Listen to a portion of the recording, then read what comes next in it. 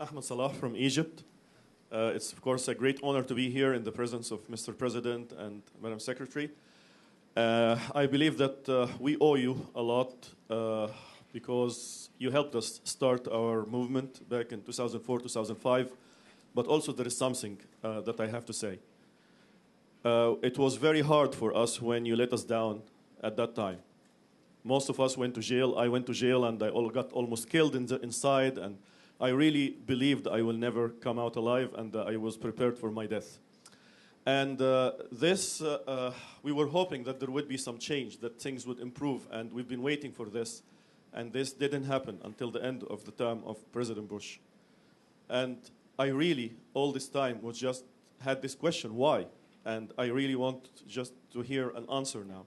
If you could just tell us, why did you let us down after already things were starting to move, after we had so great hopes, and we were on the path that could have liberated Egypt and probably many other countries in the Arab world, even back, in the year 2005, 2006. Thank you very much. Thank you. Well, let me say that if we let you down, it was not for a lack of trying to hold you up.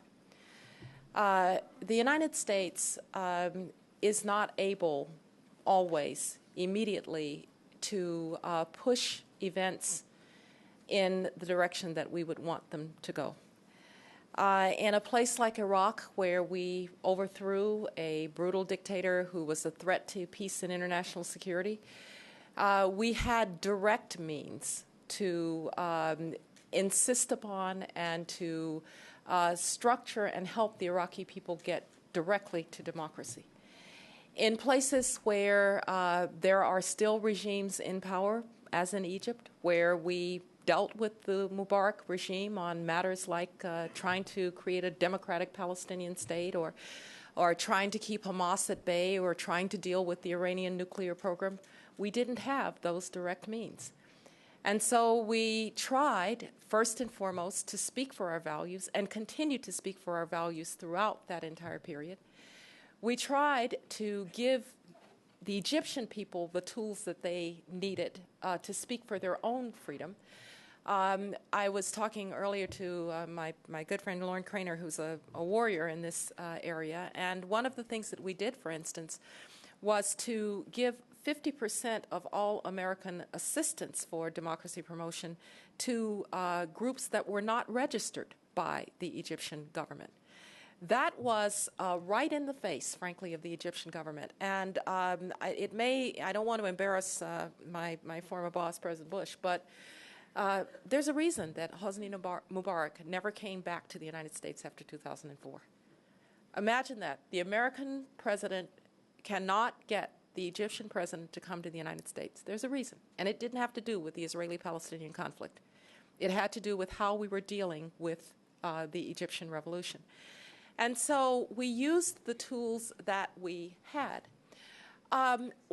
Just to give you one example of how much this is a double-edged sword, though, one of the things that we did was we took the free trade agreement with Egypt off the table in response to the crackdown on democratic forces in Egypt.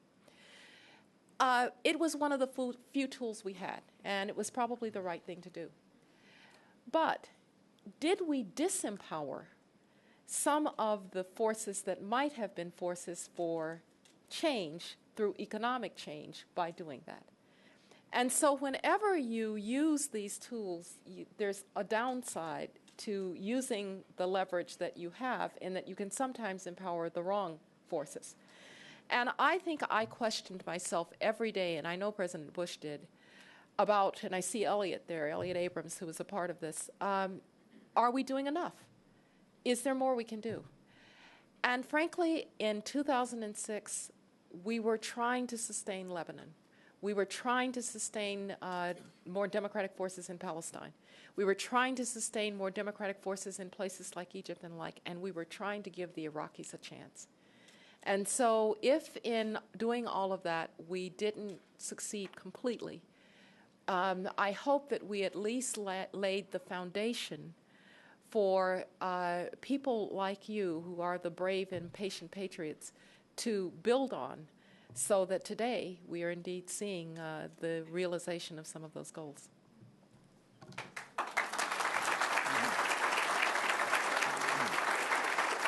Take one more. We'll take one more question.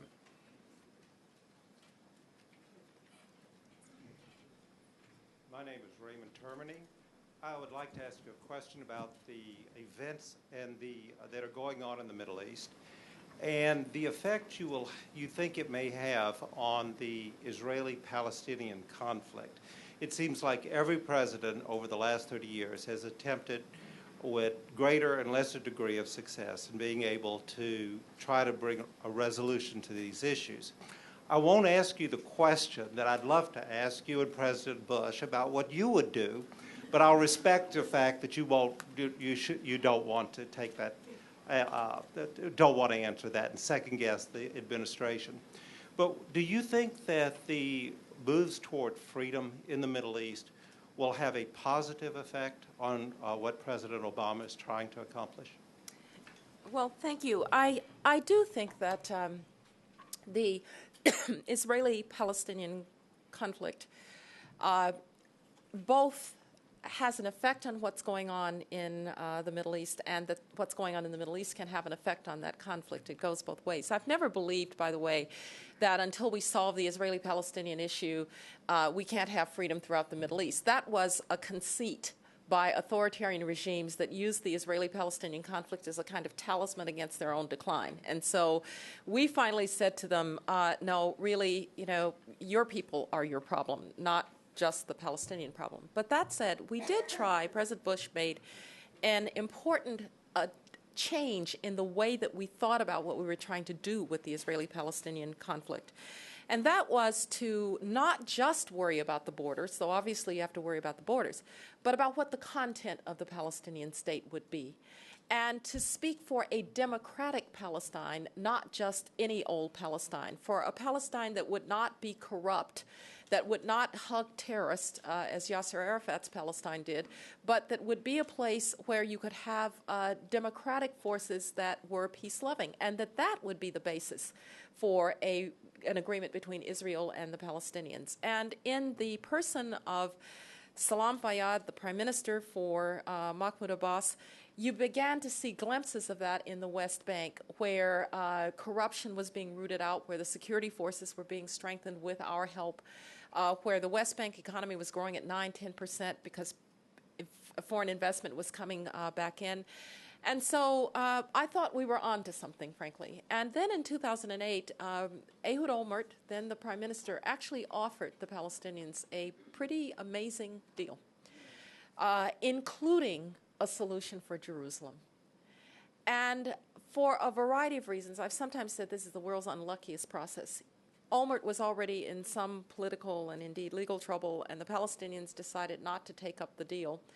And now we really are back to square one. That said, you just have to keep trying, because there really isn't another answer to the Israeli-Palestinian conflict but the two-state solution.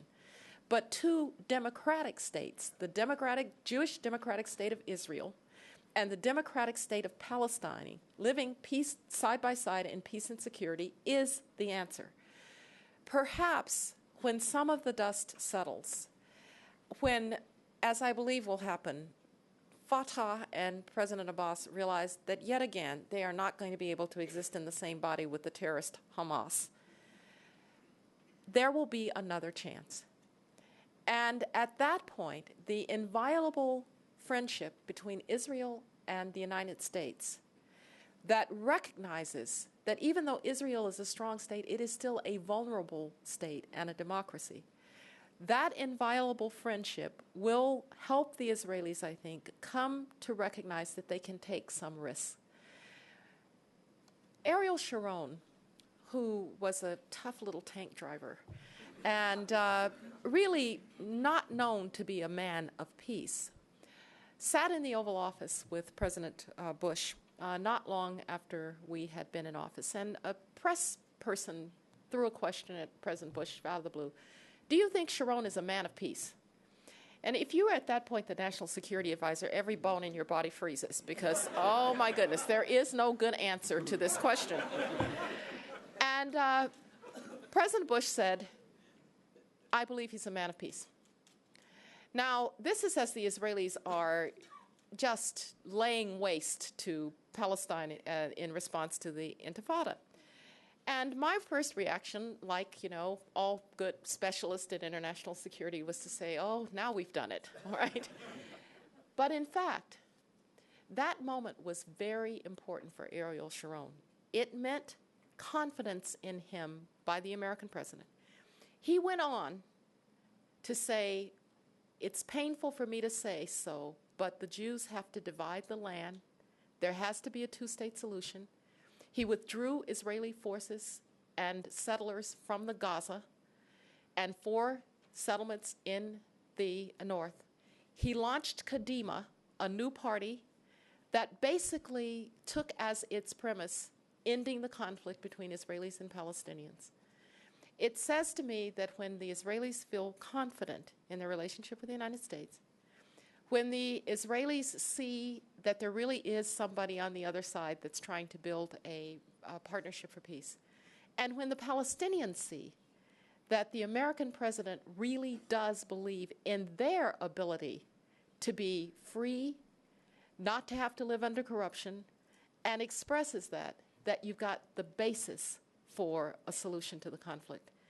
Those conditions will come around again, and this time I hope we can deliver. Thank you very much.